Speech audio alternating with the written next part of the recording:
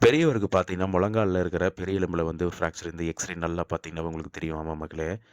அதுக்கப்புறம் பார்த்தீங்கன்னா, ஆப்ரேட் பண்ண சொல்லியிருக்காங்க. இதுல எந்த உடன்பாடு இல்ல. அதுக்கப்புறம் நாம அவர் வீட்டுக்கே போயிட்டு பக்கத்து ஊருங்கிறனால, பெரியவருங்கிறதுனால நாம என்ன பண்ணிட்டோம்னா, அவர் வீட்டுக்கே போயிட்டு நாம முதல் கட்டு போட்டுட்டோம் மக்களே. முதல் கட்டு போட்டுட்டு நடக்கவே கூடாதுன்னு சொன்னவங்கள நாம கட்டு போட்டோனே நடக்க வச்சோம். நீங்க பார்த்துருந்தீங்கன்னா தெரிஞ்சிருக்கும்.